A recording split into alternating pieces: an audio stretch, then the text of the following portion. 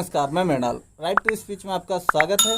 बात करेंगे सनातन को लेकर के पूरे देश में एक महायुद्ध जैसी परिस्थितियां देखने को मिल रही हैं। वहीं पर लगाए प्रधानमंत्री मोदी से लेकर के कैबिनेट मंत्रालय तक सभी अपनी अपनी प्रतिक्रियाएं दे रहे हैं। तो वहीं पर कुछ लोग एफआईआर की बात कर रहे हैं, तो वहीं पर कुछ लोग इसको लेकर के यानी कि संतोष जताने की बात कर रहे हैं, तो वहीं कुछ लोग इसे सनातन पर हमला बता रहे हैं। वहीं पर स्वामी प्रसाद मौर्य की भी इसमें एंट्री हो गई है। स्वामी प्रसाद मौर्य ने डायरेक्ट ही इस पर एक लेख लिखा है। उन्होंने कहा है कि जिस सनातन के बारे में जो लोग बात कर रहे हैं, पहले उस सनातन को जान लिया जाए। आखिर सनातन की व्याख्या क्या है, सनातन की परिभाषा क्या है, इसी को लेकर के लगातार आए दिन तरह तरह की टिप्पणियां देखने को मिल रही हैं। कोई सनातन को बोल रहा है कि इसका सत्यानाश होना चाहिए, कोई बोल रहा है कि ये डेंगू से भी खतरनाक है, कोई HIV वायरस बता रहा है। तो क्या है सनातन, सनातन की परिभाषा क्या है? आखिर क्यों लोगों को ऐसा लगता है कि सनातन पर इस तरीके की टिप्पणी करने से या तो पॉपुलर हो जाएंगे,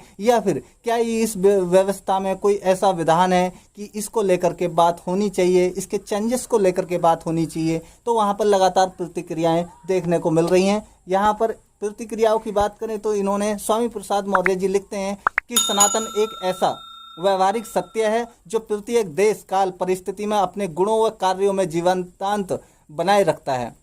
सनातन सत्य है, शाश्वत है, व्यवहारिक है, वैज्ञानिक है। जैसे सूर्य हमें प्रकाश देता है, लाखों सालों पहले भी देता था और आगे भी देता रहेगा। पृथ्वी, वायु, जल, नभ, ये सभी हमें जीवन देते हैं। ये पहले भी देते रहे हैं और आगे भी देते रहेंगे। यही सनातन है। प्रत्येक बच्चा माँ की पेट से पैदा होता है, यह सनातन है। मानवता का सम्मान, समता का व्यवहार, सबको न्याय ही सनातन है, न कि वैरन वैरानी समन्विति कूद दाचन अवरेन च समन्विति एवं धम्मो सनातनो। यानी कि सनातन सनातन था, है और आगे भी रहेगा। जाति पाति, छुआछूत, ऊंच नीच, भेदभाव, विषमता, ढोंग ढकोसला, कुरीतियां तथा मुंह से ब्राह्मण, बाजू से क्षत्रिय, जंघों से वैश्य, पैरों से शूद्र की उत्पत्ति बताना सनातन नहीं है, अपितु मानवता के लिए अभिशाप व कैंसर से भी ज्यादा खतरनाक बीमारी है। बोलता हिंदुस्तान ने एक लेख जारी किया है। प्रधानमंत्री नरेंद्र मोदी यानी कि बोलता हिंदुस्तान ने एक बयान जारी किया है कि कर्नाटक हाईकोर्ट ने सुधीर चौधरी को राहत देने से इनकार कर दिया है। बता दें कि सुधीर चौधरी ने एक कर्नाटक की एक योजना को लेकर के उस पर टिप्पणी की थी। कहा था कि जितना अल्पसंख्यकों को इसका लाभ दिया जा रहा है, वहीं पर हिंदुओं को इससे वंचित किया जा रहा है। वहीं पर जज ने बोले हैं कि केस वाजिब लगता है, जांच होनी चाहिए। इसमें राहत न देने की बात जज की तरफ से की गई है। बता दें कि सनातन को लेकर के लगातार जिस तरीके से बयानबाजी हो रही है, जिस तरीके से स्वामी प्रसाद मौर्य ने इस पर एक लेख लिखा है, एक बहुत ही सुंदर लेख लिखा है। सत्य तो यही है। बाकी जो लोग इसमें पोंगापंथी कर रहे हैं, जो लोग कहीं तक अपनी रोटियां सेकने की बात कर रहे हैं, उनों के लिए तो कहीं तक समझने की जरूरत है कि कहीं तक अब उनों के धंधे बंद हो रहे हैं। इसी को लेकर के इसी के ताजे उदाहरण में देखने को जो जी मिले कि अमेरिका से लेकर के कनाडा, रूस और इंग्लैंड, न जाने अलग अलग जगहों पर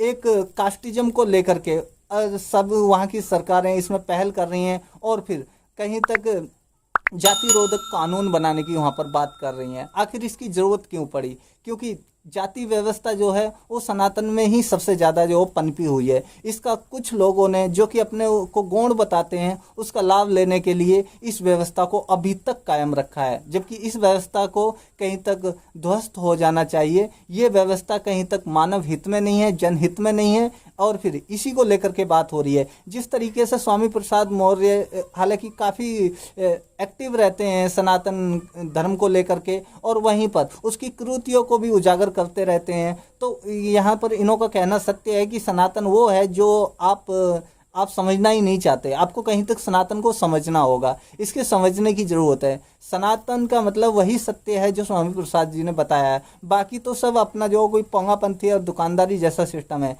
जो लोग खुद को गौण बनाए रखना चाहते हैं, वो ही सनातन को कुछ गलत तरीके से परिभाषित कर रहे हैं। आपकी क्या है इस पर राय, हमें कमेंट बॉक्स में ज़रूर बताएं।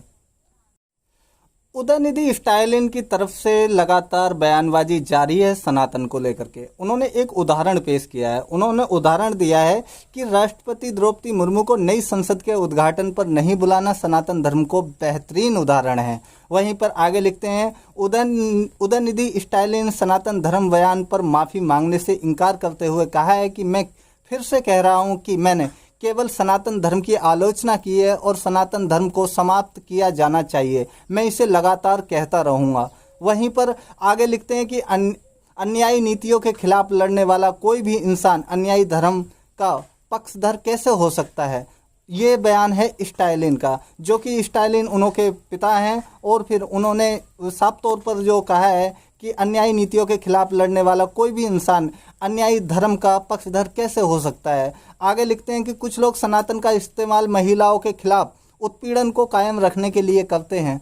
और फिर वहीं पर आगे तमिलनाडु के सीएम एम.के. स्टालिन अपने बेटे उदयनिधि स्टालिन के बचाव में पूरी तरीके से उतर आए हैं। अब सवाल ये उठता है कि सनातन धर्म को किससे खतरा है। बता दें कि जो खतरे की जो बात यहाँ पर की जा रही है, तो वहीं पर तरह तरह की प्रतिक्रियाएं देखने को मिल रही हैं। आप किस किस को रोकोगे, उदय स्टालिन या हरीश साल्वे? यानी कि खतरा किससे है, उदय स्टालिन से है या हरीश साल्वे से है? बता दें कि उदय स्टालिन की मां कृष्ण की परम भक्त हैं। यकीनन उदय सेकुलर हैं और द्रविड़ों की राजनीति को सही दिशा में ले जा रहे हैं। आपको बता दें कि उदयनिधि की मां ने पिछले महीने गुरुवार मंदिर में उन्होंने सोने का मुकुट दान किया था। यानी कि जहां पर बेटा कहीं तक सनातन को यानी कि डेंगू और फिर न जाने एक वायरस की उपाधि से नवाज रहे हैं और कह रहे हैं कि इसका खात्मा होना चाहिए, वहीं पर उनकी मम्मी को कितनी श्रद्धा है और कितना भाव है, ये जो साफ तौर पर रिपोर्ट से पता लगता है।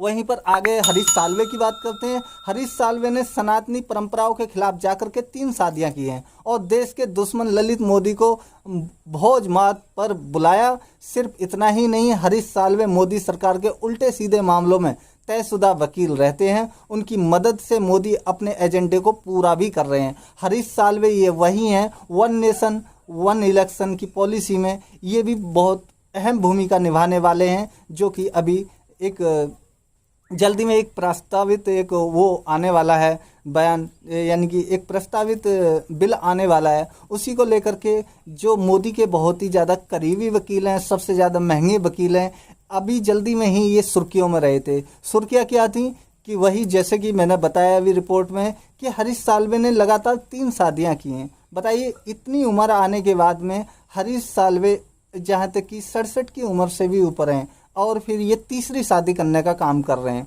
तो वहीं पर बताइए किस तरीके से सनातन की परंपराओं को ये निभा रहे हैं। क्या ये सनातन इसकी इजाज़त देता है? अगर आप लोग किसी धर्म कम्युनिटी को टारगेट करते हैं तो एक अलग बात है, लेकिन अगर आप सनातन पर बर्दाश्त नहीं करना चाहते तो फिर ये भी तो सनातन का हिस्सा है। आखिर इन्हों को रोक टोक क्यों नहीं? सनातन में कुछ चेंजेस होने चाहिए, जो कि साफ तौर पर स्वामी प्रसाद मौर्य ने भी कहा है कि किस तरीके से आप लोगों ने एक व्यवस्था को ही यानी कि किस तरीके से एक व्यवस्था को ही अपने द्वारा चयन कर रखा है, जबकि उसका जो शाब्दिक जो अर्थ है वो कुछ और ही कहता है।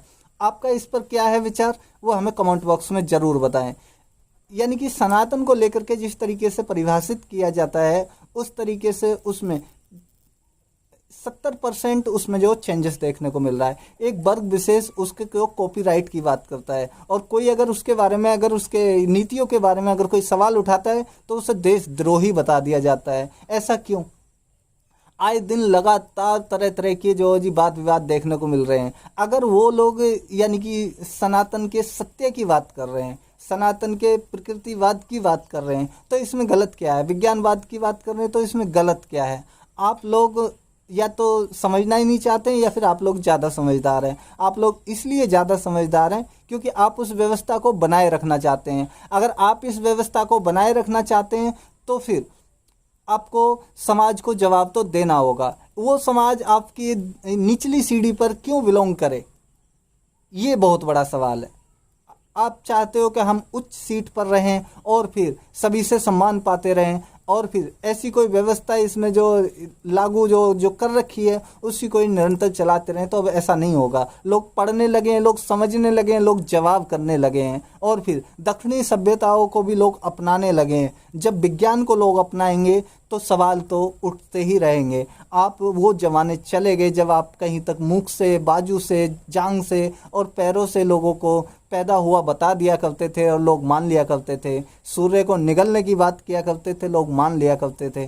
तरह तरह की बात आपके जो जी ग्रंथों के जरिए आप साबित करते हुए आए हैं, लेकिन उसका जो कहीं तक अस्तित्व है, अब इसको कहीं तक नकारने जैसा जो प्रतीत होता है कि जनता अब इसको नकारने लगी है, जनता सवाल करने लगी है, और फिर इसके दुष्परिणाम ये देखने को मिल रहे हैं कि पूरे विश्व स्तर में इसकी पकड़ बढ़ती ही जा रही है, जातिवाद फैलता ही जा रहा है। इस पर लगाम लगाने की ज़रूरत है। अगर लगाम की कोई बात करें तो फिर हमें शुरुआत भारत से ही करनी होगी, क्योंकि कोई भी विदेशी मीडिया या फिर कोई भी विदेशी कोई भी बयानबाजी इस तरीके से आती है तो उसमें भारत की व्यवस्था को लेकर के अगर सवाल उठ रहे हैं तो फिर ये बहुत ही चिंताजनक है। आगे सूर्य प्रताप सिंह IAS लिखते हैं, जो कि पूर्व IAS हैं, और फिर वो लगातार मोदी सरकार की नीतियों पर सवाल उठाते रहते हैं। मोदी सरकार की जितनी बार भी नीतियां हैं वो कहीं तक भ्रमित करने जैसी हैं, आम जन के हित में नहीं है, उसी को लेकर के लगातार कटाक्ष करते रहते हैं। वहीं पर उन्होंने एक लेख जारी किया है। अब वो बोल रहे हैं कि अब सनातन के नाम पर वोट का धंधा चलाने का प्लान है। कर्नाटक में बजरंग का नाम चला नहीं, लोग समझ चुके हैं, अब झांसे में नहीं आएंगे। कभी श्री राम का नाम मंदिर खूब बनाया, रोजगार, महंगाई, किसानों, मजदूरों की बदहाली पर बात करने से डर लगता है। इंडिया गठबंधन का डर चेहरे पर साफ झलक रहा है। असली घमंडिया कौन है लोग जानते हैं। लगातार यानी कि इस तरीके की जो एक प्रतिक्रिया इनों की तरफ से देखने को मिलती है। चाहे सुधीर का केस हो, सुधीर पर जिस तरीके से कर्नाटक में FIR हुई है उसी को लेकर के तरह तरह की बात देखने को मिल रही है। तो उन्होंने साफ तौर पर मोदी के ऊपर ही जो निशाना साधा है कि जिस तरीके से बीजेपी तैयारी में लगी हुई है, देखने से तो ऐसे लग रहा है कि अब सनातन इनों को एक बड़ा हथियार मिल गया है। असली घमंडिया कौन है लोग जानते हैं। गोडसे के स्थान पर गांधी भी याद आ रहे हैं, कुछ इस तरीके से उन्होंने कहा है। तो कहीं तक ये गोडसे की संस्कृति वाला देश नहीं है, गांधी की संस्कृति वाला देश है। वहीं आगे दिलीप मंडल हैं जो लिखते हैं, इन 6 मुद्दों पर सेकुलर और कम्युनल एंकर यूट्यूबर एक हैं। जिन यूट्यूबरों की बात अगर सेकुलर के तौर पर की जाती है तो उनको ये पर्दाफाश करने पर लगे हैं। वो 6 मुद्दे कौन कौन से हैं? एक आरक्षण है, दूसरा जातिगत जनगणना है, तीसरा वर्ण व्यवस्था और पाखंड है, चौथा SC/ST एक्ट है, और 5वां निजी क्षेत्र और सरकारी ठेकों में आरक्षण, और छठा खेल कला और संस्कृति में डाइवर्सिटी। बिल्कुल बात सही कही है। आप जितने बार भी पत्रकार हैं, जो कि यूट्यूबर पत्रकार हैं, इन लोगों को कहीं तक आप निष्पक्ष नहीं पाओगे इन 6 मुद्दों में। बाकी की तरफ से तो ये कहीं तक कमान संभाले रखते हैं, आलोचना भी आपके अनुसार कर देते हैं, क्योंकि आपसे सब्सक्रिप्शन लेना है। अगर बात करें तो इन बाकी सेकुलर पत्रकारों की, तो फिर इन पत्रकारों को कभी आप नहीं पाओगे कि ये पत्रकार डायरेक्ट उस बात को रखें जो आप चाहते हैं। कभी भी आपने ऐसा नहीं देखा होगा कि कोई दलित केस वायरल हो और फिर ये आवाज़ उठाएं, कभी नहीं देखा होगा, क्योंकि आप देखोगे भी नहीं। ये कभी भी जब मोर्चा ज़्यादा ही हाईलाइट हो जाता है, जब देखते हैं कि पकड़ से बाहर जा रहा है, जब देखते हैं कि यानी कि बहुत ही बाहर हो चुका है, तब ये आकर के उस मोर्चे को संभालते हैं। पहले प्रतिक्रियाओं का इंतजार करते हैं, उसके बाद में जब इन्हों को लगता है कि हाँ अब बीचेगी नहीं, अब कहीं तक हमें फील्ड में जाना चाहिए, तब ये वहाँ पर वारदात पर पहुँचते हैं। और फिर जिन 6 मुद्दों की बात की जा रही है, आए दिन इन्हों को लेकर के पूरे देश में रक्तचाप होता रहता है। पूरे देश में आए दिन शोषण, बलात्कार और फिर मारपीट, यानी कि न जाने कितने मुकदमे दर्ज होते हैं, कितने दबा दिए जाते हैं और न जाने कितने जो हाईलाइट हो जाते हैं। लेकिन अभी तक किसी भी